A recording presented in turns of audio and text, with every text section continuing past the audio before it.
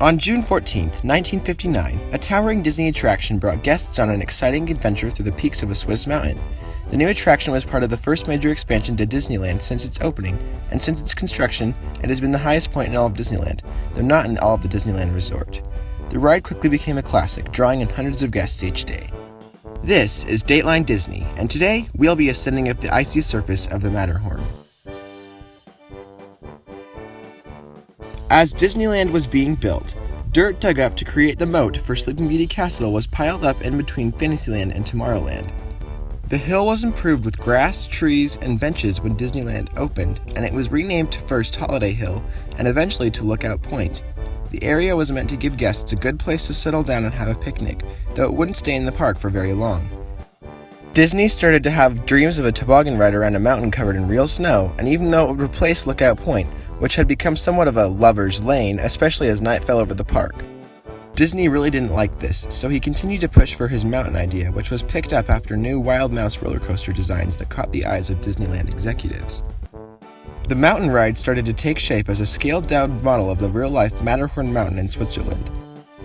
It was here that Disney had filmed Third Man on the Mountain, and he had been so inspired by the beauty of the Matterhorn that he grabbed a souvenir postcard picturing the mountain and mailed it back to Imagineer Vic Green with a simple request written on it. Vic, build this, Walt. The mountain would serve several purposes, too. It would conceal the central pylon of the Disneyland Skyway, get rid of Lookout Point, in turn solving the problem of guests sneaking off with their lovers, and it would bring the first ever roller coaster to Disneyland. This wouldn't be just any roller coaster, though. Because it would be inside an artificial mountain covered in synthetic snow, Imagineers wanted it to feel like real bobsledding, so they decided to work with Aero Development, who had previously helped design and build tracks for attractions like Snow White's Scary Adventures and Autopia. Aero Development and WED would go on to build the first roller coaster in the world with a tubular steel track design, and they would use these tracks again in 1975 when constructing Space Mountain. The Matterhorn opened only 4 years after Disneyland alongside the Disneyland Monorail and Submarine Voyage.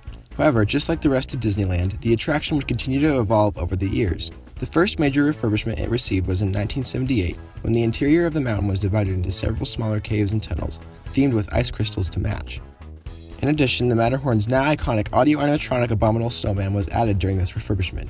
Disney also renovated the Matterhorn 3 more times, once in 1994 to close up the holes that the Skyway had once traveled through, once in 2012 to do general repairs and upkeep, and finally once more in 2015 to add newer Abominable Snowman encounters and effects in preparation of Disneyland's 60th anniversary celebration. Thank you for watching Dateline Disney. We hope you enjoyed this episode, and if you did, please drop us a like. Let's try and get this video to 15 likes. You can also subscribe and find us on social media, links in the description.